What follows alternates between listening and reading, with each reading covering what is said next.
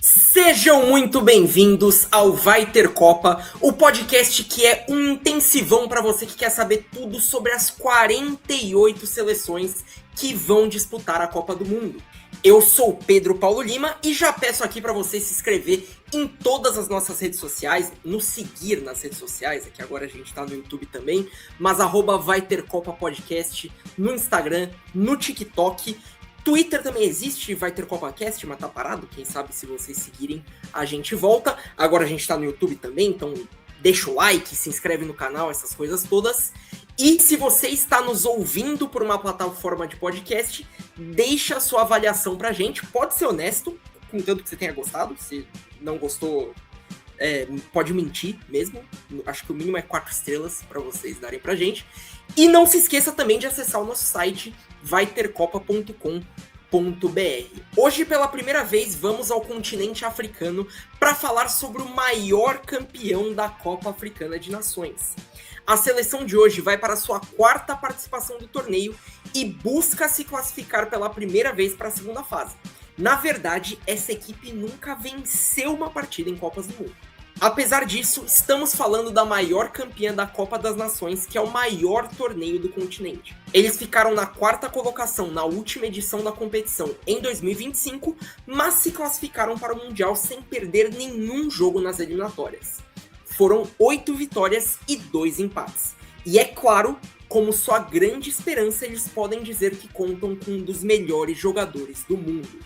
Então se preparem, porque na próxima Copa vai ter Egito.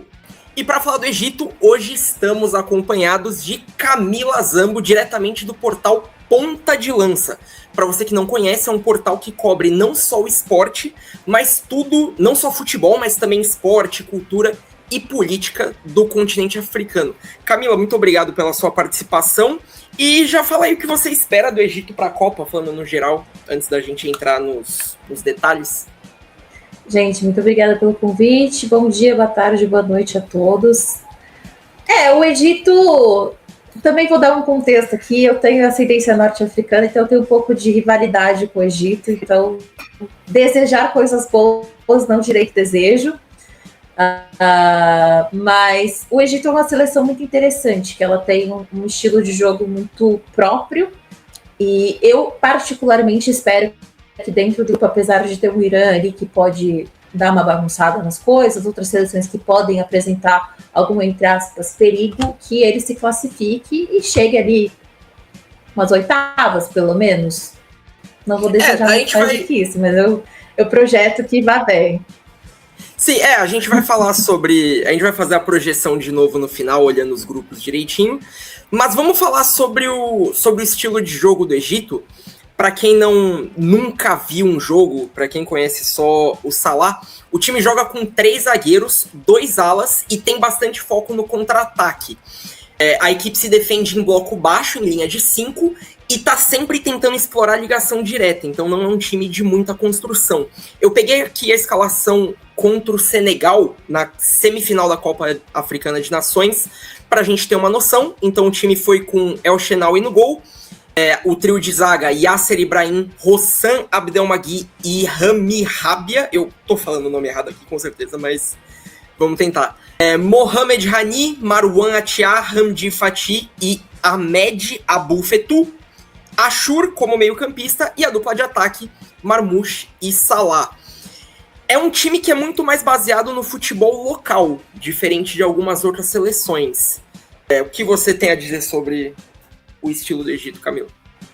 O Egito é uma seleção muito questionada por conta, a grande seleção africana tem 7 cães e não tem conseguido desenvolver há algum tempo. Então, o técnico Bossan Hassan, ele prioriza uma ligação ali de rigor, o rigor tático, equilíbrio, pressionar alto quando o rival é mais forte, quando é mais fraco, quando é mais forte, como o Senegal, ele vai fortalecer bem a defesa. A gente viu muito isso no jogo na semifinal da CAN, né?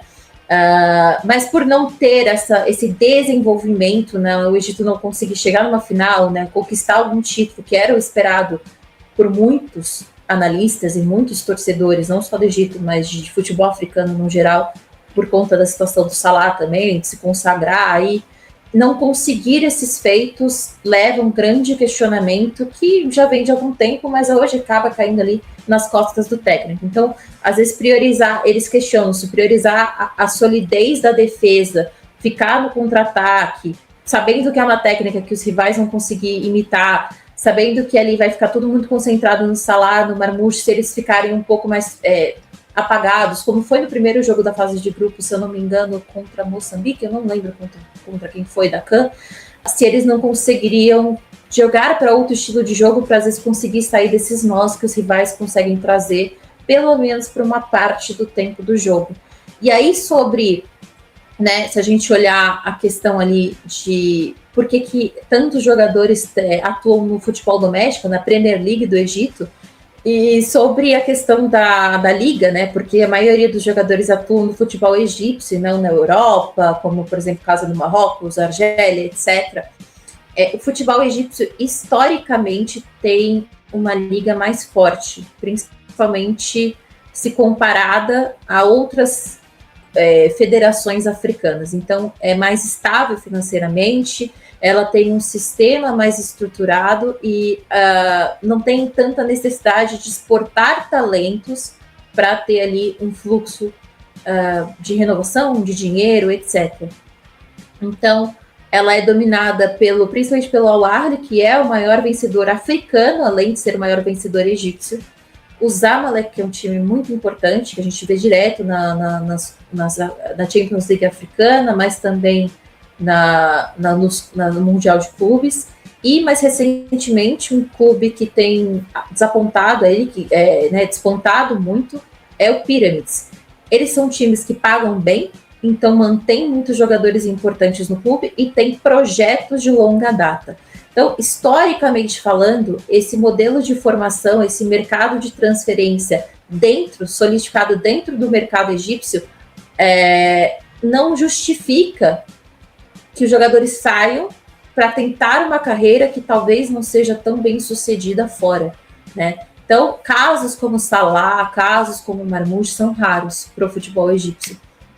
Além disso, é um futebol que valoriza muito a questão da identidade nacional, né? Então, você vai pegar ídolos da seleção, geralmente também são ídolos do Al Ahly ou do Zamalek. E aí a gente aponta para a Bouteflika, para o Hossam Hassan e eu não vou lembrar do nome dele agora, mas hoje o atual presidente do Al Ahly foi um grande ídolo da seleção egípcia também. Então você vê que fica tudo muito centrado no próprio país. Só completando o que você falou, aquele primeiro jogo da Copa Africana de Nações foi contra o Zimbábue. Eu chequei aqui. O Al Ahly, ele é mais conhecido pelo torcedor brasileiro porque ele é muito frequente no Mundial de Clubes. Praticamente na Copa Intercontinental, né? Mas praticamente todo Mundial, algum time brasileiro ali enfrenta o Al Ahly, algum time europeu. Palmeiras, inclusive, jogou 3 vezes contra o Al Ahly nos últimos 5, 6 anos aí. E realmente, se você olhar a escalação do Al Ahly, ela é bem parecida com a escalação da seleção egípcia. Tem muitos jogadores em comum. Voltando a falar um pouco sobre o estilo de jogo em si, é um time, como eu falei, de muita ligação direta. Então não é aquele contra-ataque que passa de pé em pé. Eles vão muito de roubar a bola, se possível ainda no campo de ataque, mas muitas vezes no campo de defesa, e já quebrar a bola lá na frente para o Marmoush. Ele é um jogador mais alto, mais forte do que o Salah, então ele é muito importante para isso. E de resto, tirando os últimos 3 jogadores da escalação aqui, o Ashur, o Marmoush e o Salah, são jogadores no meio campo muito de pegada, muito de recuperar a bola, de velocidade, muito físicos e não tão técnicos assim para essa construção de jogo. Inclusive, vamos falar um pouco sobre os principais jogadores do Egito. Creio que o Salah é o mais conhecido, mas vamos começar pelo Marmoush, que apareceu recentemente para o futebol, né? O Marmoush apareceu no Eintracht Frankfurt, né? Fez uma temporada muito boa da Bundesliga e logo depois transferiu para o City do Guardiola e vem sendo uma peça muito importante, né? Ele tem 27 anos, peguei alguns números dele aqui, pela seleção ele já tem 46 partidas, com 10 gols e 3 assistências, uma média de 237 minutos para participar de gols aí. Não são números muito expressivos, ainda é um começo de trajetória na seleção, mas ele já é um jogador muito identificado com o torcedor egípcio, né? O Marmoush, ele nasceu no Canadá, mas quando você assiste as coletivas de imprensa, que ele vai fazer alguma entrevista, ele basicamente só fala árabe. E não é um árabe enrolado. Eu até faço uma comparação, por exemplo, com alguns jogadores da seleção marroquina que quase sempre falam línguas dos países em que eles nasceram, ou falam árabe com muito sotaque, porque às vezes eles nem falam árabe em casa. Muitos desses jogadores têm ascendências ali do povo indígena do Marrocos, da Argélia, etc., e falam outros idiomas. No Egito isso já é um pouco diferente, já tem uma unidade maior em relação ao árabe, e essa identificação, assim, é um povo que tem uma identidade muito sólida, eles se consideram muito egípcios, e qualquer outra identidade é dispensada. Então, quando ele chega para dar uma entrevista, ele não chega como um filho da diáspora, ele chega como egípcio. E isso chama muito a atenção das pessoas. Aí chamam ele o príncipe da nação, age como qualquer egípcio agiria. Então, isso tem uma grande... e torna ele bem quisto para o povo. Então o Marmoush ele tem essa identificação forte com o povo egípcio e entra naquilo que você estava falando, né? Que a seleção ela joga muito no futebol local, diferente dos outros países da África, e isso faz com que os jogadores tenham essa identificação maior mesmo. Eu peguei alguns números aqui do Marmoush na temporada 24-25, que é a última temporada completa, né? E é no meio dessa temporada, na janela de inverno, que ele vai para o City. Então, pela Bundesliga no Frankfurt, ele fez 17 jogos, marcou 15 gols e 9 assistências, uma média de uma participação em gol a cada 60 minutos. Então foi um começo de temporada muito bom que ele fez. E aí no Manchester City ele já foi se tornando um jogador importante, os números são um pouco mais discretos, são 16 jogos e 7 gols, mas ele foi um jogador importante para o esquema do Guardiola.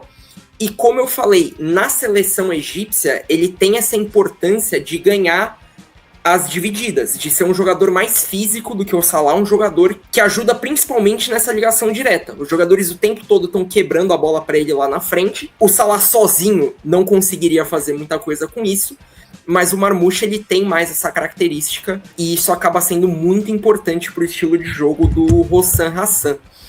E falando, finalmente chegou o momento de falar dele, certo? Mohamed Salah, e eu já vou fazer um disclaimer que, para mim, até o dia que estamos gravando isso daqui, era algo indiscutível que estávamos falando do maior jogador egípcio da história. Um dos maiores jogadores africanos da história. Mas, aparentemente, no Egito, isso não é opinião de ninguém, né? Como a Camila me corrigiu, parece que no Egito o Salah não é visto como o maior jogador da história, é isso? O Egito, como eu falei, 7 vezes campeão da CAN, né? Mas tem uma personalidades que atuaram muito nessas conquistas. O Salah ainda não ganhou. Não que um jogador precise obrigatoriamente ganhar títulos para ser considerado grande, como, por exemplo, Didier Drogba, que ele foi vice 2 vezes, assim como o Salah, né? E para muitos, o maior jogador africano da história. Salah tem uma grande competição com ninguém mais, ninguém menos. O Abu Trika é o grande ídolo, em termos de futebol, da nação egípcia. A gente fazia uma comparação aqui, que é basicamente Maradona e Messi. O Abu Trika é bicampeão da CAN. Não vou me lembrar os anos exatos agora, mas deve ter sido as 2 últimas vitórias do Egito na CAN, ou pelo menos as 2 penúltimas. Então vamos lá, a gente teve algumas dificuldades técnicas aqui, vocês vão ver que a câmera mudou e tal. Mas então, Camila, você estava falando sobre o Salah ser ou não o maior jogador egípcio de todos os tempos? para o Salah não tem. A gente tem muito essa discussão por ser o grande nome do Egito, mas dentro do Egito o grande ídolo é o Abu Trika. Então, o Abu Trika, ele é considerado tricampeão, apesar dele ter jogado, de fato, 2 CANs, 2006 e 2008, mas ele é considerado tricampeão porque ele ajudou na classificação e toda a campanha ali do Egito para a próxima CAN também. O Egito é a única seleção bicampeã da CAN, então, assim, é realmente um feito muito, muito difícil, porque a CAN tem muita rotatividade.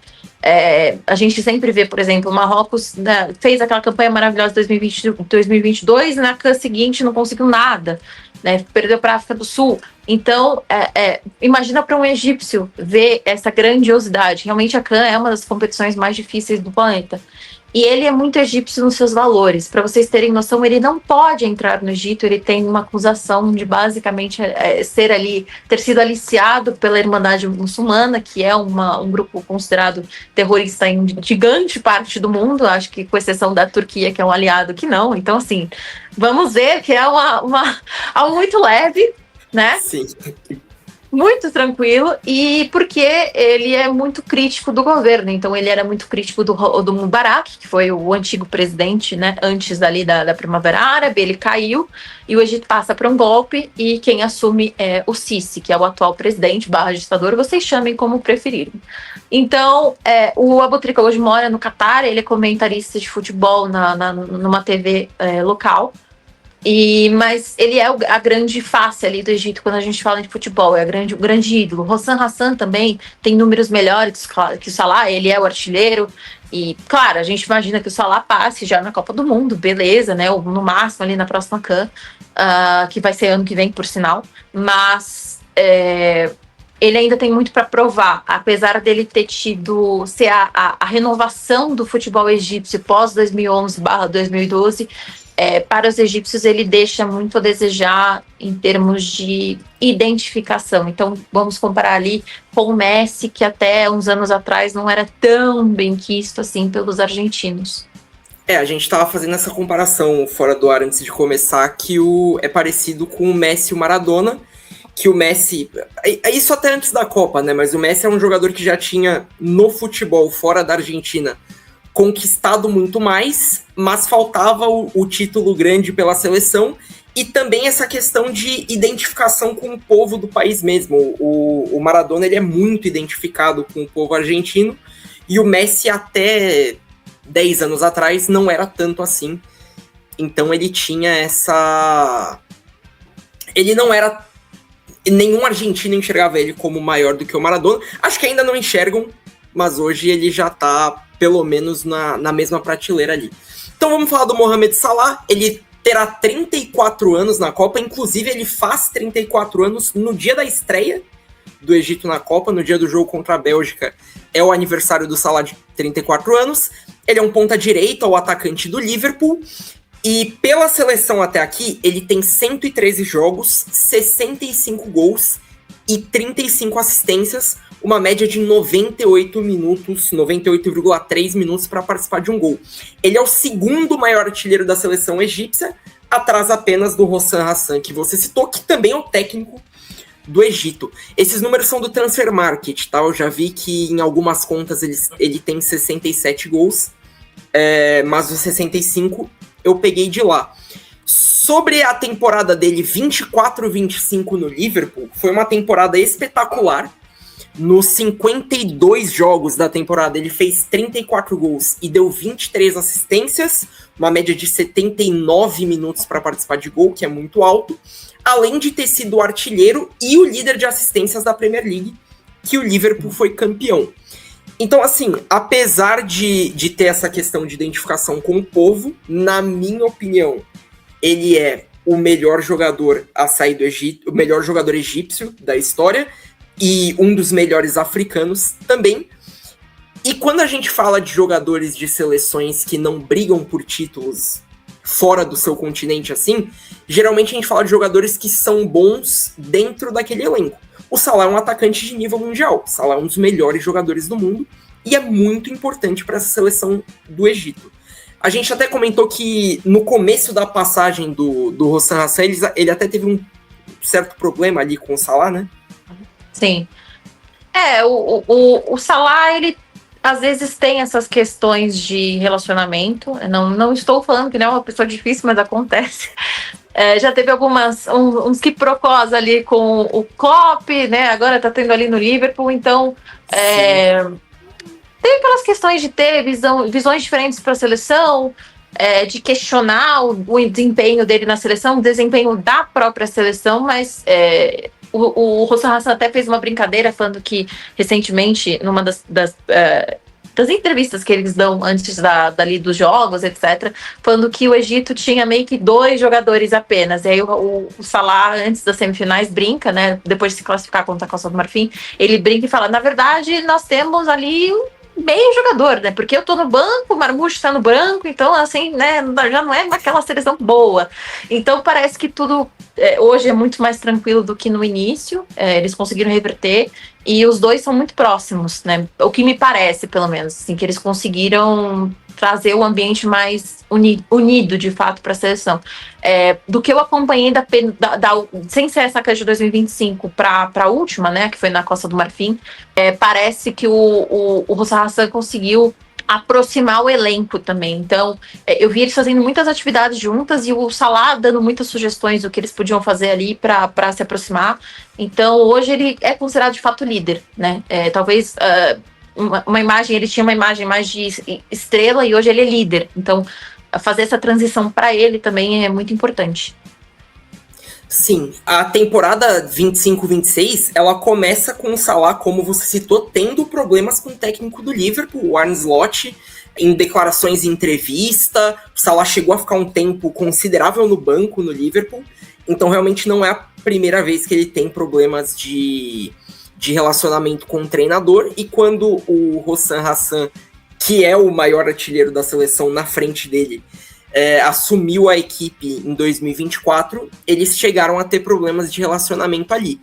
Mas no final das contas tem pouco o que falar do Salah, porque ele é o jogador mais conhecido, ele é o jogador mais habilidoso, é um jogador muito rápido e é um jogador muito decisivo. Apesar dele jogar como ponta no Liverpool, ele é um jogador que marca muito gol. 34 gols já é um número alto, para um ponta é muito mais impressionante ainda.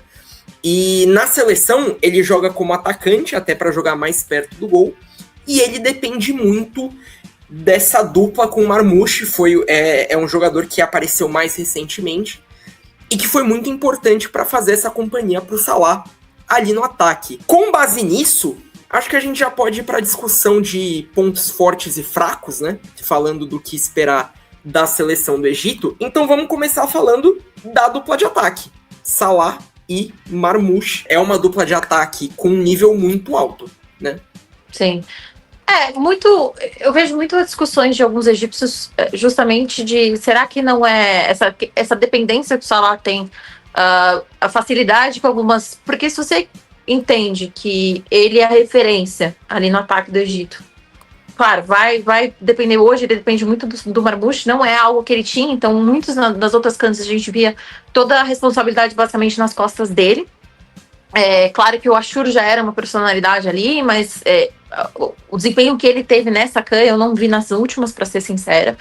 Então, muitos egípcios questionam se é o melhor sistema você criar um jogador que é tão dependente do outro, se isso não seria uma vulnerabilidade que o Egito pode ter. Então, eu imagino que, honestamente, é muito difícil parar o Egito. Na fase de grupos, primeiro jogo que foi contra o Zimbábue, né, que a gente, você até me corrigiu porque eu não lembrava, quando os dois conectam ali mais pro final do jogo, o Egito toma um gol e eles têm ali a troca, é mais na ligação direta mesmo, mas quando eles começam a trocar ali a questão tática, foca nos dois, o Egito vai e vira. E se eu não me engano, quem faz um baita golaço é o Marmoush no primeiro jogo. Depois a gente tem isso, uma mudança. Quem toma a dianteira das coisas é o Marmoush. Aí quem faz um gol para classificar, para tirar o Egito do sufoco, do 0-0, é o Salah. Então, honestamente, o Egito é um país que às vezes assim, se eu torço muito pela Argélia. Se eu ver uma Argélia e um Egito, eu vou falar, vamos levar pelo menos um golzinho. Isso se não levar um de cada, porque depois daquele jogo contra a Nigéria eu estou um pouco assustada com a defesa da Argélia. Sim. Contra a Costa do Marfim também os dois marcaram. Exato. Nas quartas de final. Não, aquele jogo foi honestamente, um dos melhores jogos da CAN que eu vi dos últimos anos. Assim, muito bom o jogo 3-2. Foi muito bom. O que é importante de ressaltar que é basicamente o que eu falei do Salah não é uma dupla de ataque boa para os padrões do Egito, para os padrões do futebol africano. É uma dupla de ataque muito forte. A gente está falando de um dos melhores jogadores do mundo, um dos principais jogadores da última temporada e um bom atacante do Manchester City, que é um time que briga por tudo. Então é uma dupla de ataque que caberia na maioria das seleções. É um jogador muito... E que também se completam muito bem. Um jogador muito técnico, muito habilidoso, muito rápido, e um outro mais forte, mais físico, que joga mais perto do gol, mais centroavante assim. Então eles se completam muito bem. Já trazendo um pouco do que você falou e indo para um ponto fraco da seleção, você falou da dependência desses dois jogadores. É uma equipe que tem muito pouca criatividade no meio-campo. Se você pegar a escalação que a gente mostrou agora há pouco, tirando o Ashur, nenhum outro jogador da seleção do Egito tem essa característica de criatividade, de criar chances de gol. O Ashur, ele é jogador do Al-Ahly também, né? E ele é o jogador mais técnico da seleção do Egito, fora a dupla de ataque. De resto, é um time de muita pegada, muita intensidade, mas com pouco brilhantismo, pouca criatividade. Inclusive, se eu não me engano, o ex-técnico do Egito era o Rui Vitória, que ele é português. E ele basicamente deu uma declaração muito doce sobre a seleção do Egito, que é a maioria dos jogadores... Eu não me lembro agora se foi o Rui Vitória ou se foi o Carlos Queiroz, mas foi algum português que comandava o Egito ali numa das últimas CANs. Ele basicamente disse assim, o jogador egípcio não entende nada de futebol. É raro o jogador que consegue fazer alguma coisa. Então você realmente tem essa dificuldade do material humano. Eu entendo as críticas do Hossam Hassan, mas eu genuinamente acho que ele tá tirando o melhor que a seleção egípcia tem a oferecer, e muito pela dupla. Mas é aquela coisa, se você anular os dois, e que aconteceu em alguns jogos, o Egito vai sofrer muito para conseguir sair de um nó tático, para conseguir ali fazer um gol, empatar, que foi o caso do primeiro jogo da fase de grupos, e contornar a situação. Sim, o estilo do Egito, ele é muito pensado para enfrentar seleções mais fortes, e é o que eu falei, é a intensidade para recuperar a bola, já ligar com a dupla de ataque e em poucos toques tentar fazer o gol. Quanto mais tempo a bola ficar no pé da seleção do Egito, menor a chance de sair alguma coisa boa. Se você pegar os gols do Egito na Copa Africana de Nações, na última edição em janeiro, todos foram em contra-ataque, assim, com 3 toques na bola. É uma bola lançada pro Salah, ele cruza para dentro. É sempre com poucos toques, porque eles não têm essa característica de criatividade. Mas aí a gente volta para mim, para a principal virtude do Egito, coletivamente falando, que é a competitividade. Eles tiveram uma média de 22 desarmes por jogo na última edição da Copa Africana de Nações, o que é muita coisa. E em um contexto de Copa do Mundo, com jogos mais difíceis, é um número que pode fazer bastante diferença. E esse estilo de desarme, de roubada de bola e ligação direta com o ataque é a principal característica do trabalho do Hossam Hassan. Exatamente. O jogo contra a Costa do Marfim foi, para mim, honestamente, a melhor performance do Egito em alguns anos. Então, do contrário, o jogo contra Senegal... até fizeram uma comparação ali no grupo do PDL, né? Mas, nossa, as seleções africanas do norte da África vão muito mal contra as seleções, entre aspas, da África Negra. Porque só foi conseguir chutar no gol com 90 minutos. Foi um chute do Marmoucho primeiro. E realmente, é uma defasada. É defasada essa parte do ataque. Às vezes demora, né? Nem você falou agora. Quanto mais tempo fica no pé, fica ali na defesa, pior vai ser para a seleção do Egito. Mas... defensivamente, eu acho que é uma seleção muito capaz, muito coerente. Sim, e quando a gente fala de desarmes, não é só no campo defensivo. Eles também pressionam a saída de bola. É lógico que jogando, por exemplo, na fase de grupos, vai enfrentar a Bélgica. Eles não vão pressionar lá em cima, eles vão se defender em bloco baixo. mas é uma seleção que pressiona a saída de bola com bastante intensidade. E o jogo deles é esse, é recuperar a bola e tentar o mais rápido possível acionar a dupla de ataque, que como a gente falou, é muito forte, para eles tentarem resolver em 1-2 chances, resolver o jogo. Você citou a partida contra a Costa do Marfim nas quartas de final da última edição da CAN, e realmente o Egito venceu por 3-2 e foram praticamente as 3 chances de gol que teve.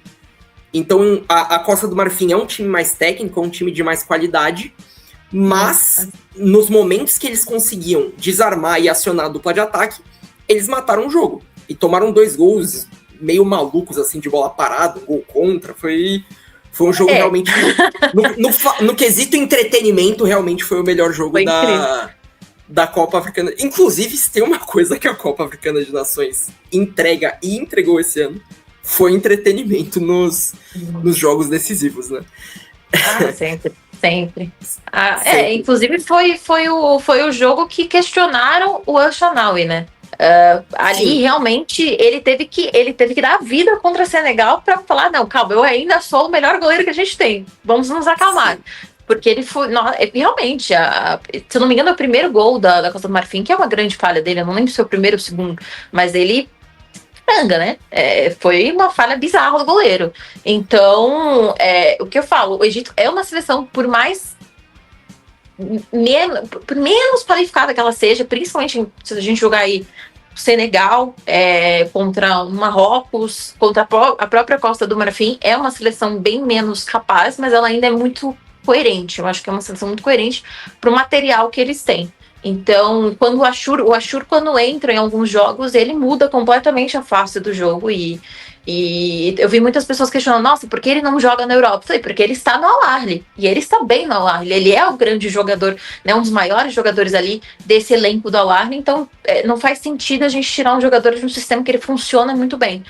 E é isso, ele complementa muito bem esse jogo do Egito, mas, claro, tem os seus problemas, né, algo que, por exemplo, eu vi muito problema no jogo contra o Senegal foi aquela coisa, só chutou no gol a primeira vez com 90 minutos, mas foram 78 minutos de defesa, né, de desarme, de jogo ali no meio do campo para a defesa do Egito, né, barra ataque para Senegal, que funcionaram bem.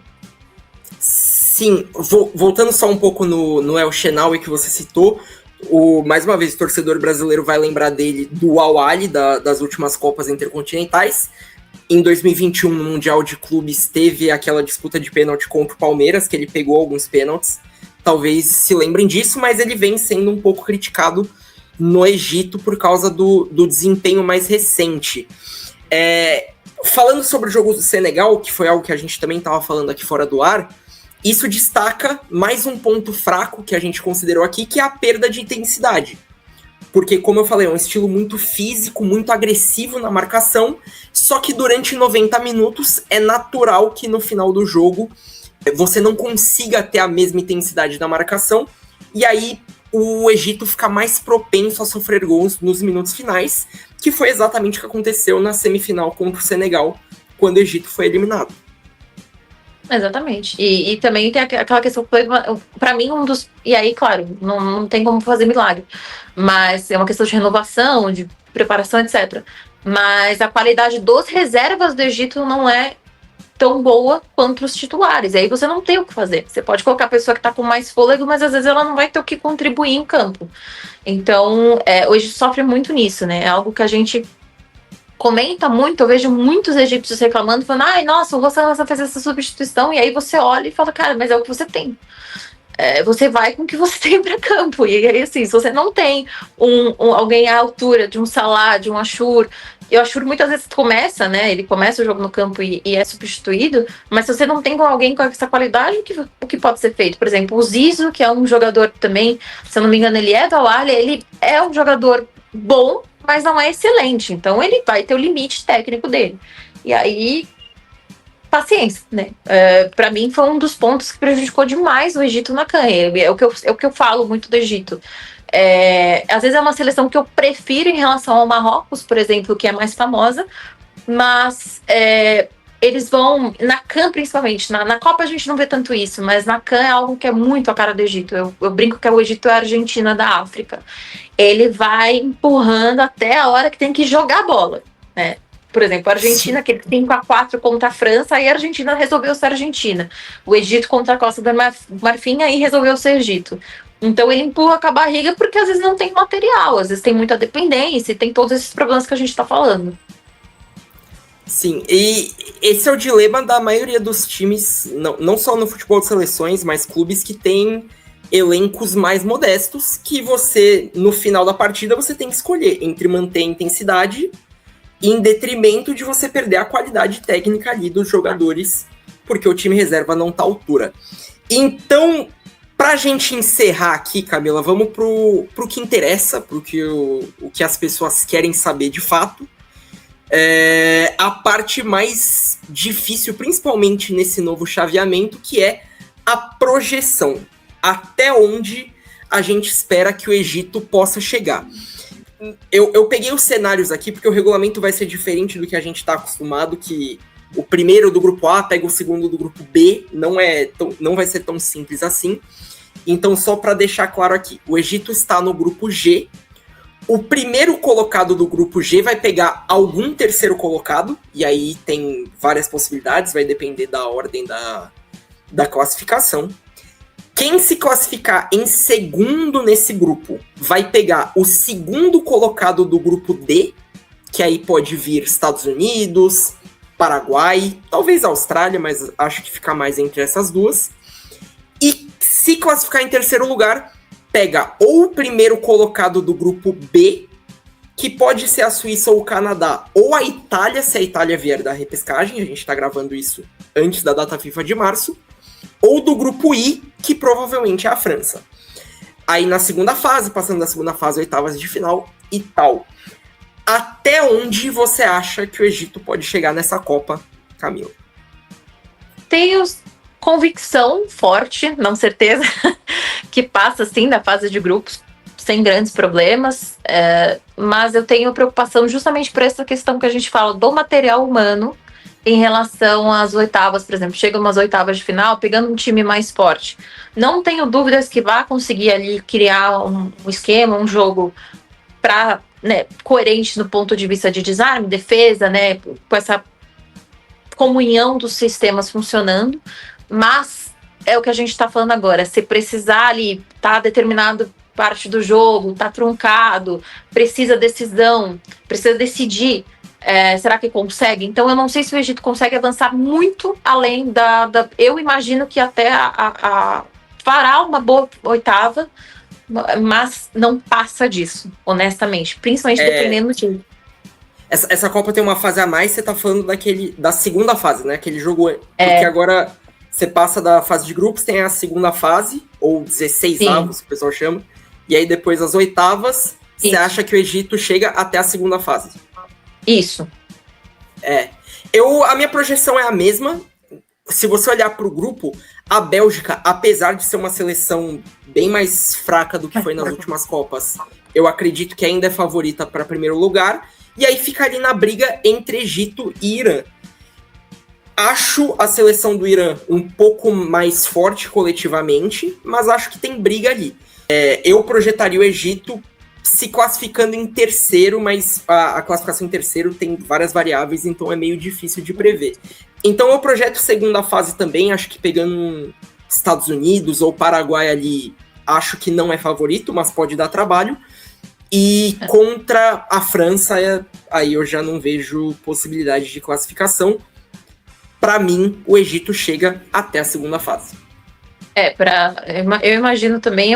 Bom, é aquela coisa. Os Estados Unidos é uma seleção que já me surpreendeu muito em algumas Copas, mas dá para ter um bom jogo. Mas, honestamente, pelo elenco que o Egito tem, muito para frente disso, eu acho que, né, falando em seleções africanas, a gente pode pensar ali em outras seleções tendo um desempenho melhor, indo mais avançando para as outras fases também. Então, estamos de acordo em relação à projeção. Camila, muito obrigado pela sua participação.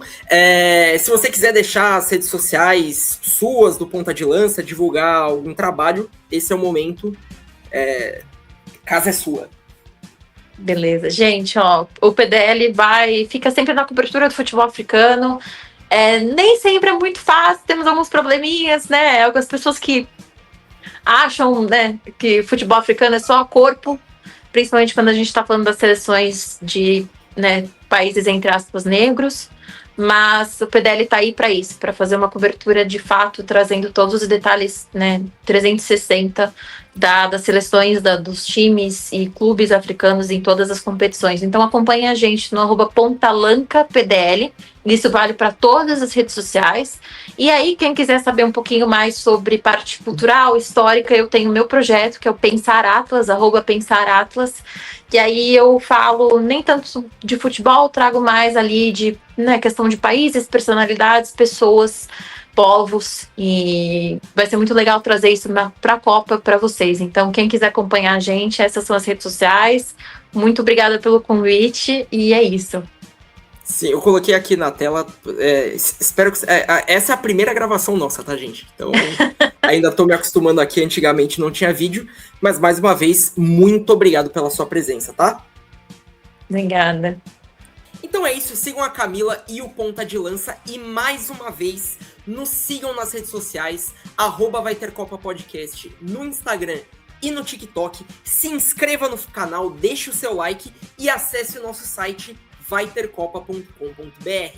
Em breve voltaremos para falar de mais uma seleção, e se você chegou agora, fica, que vai ter Copa.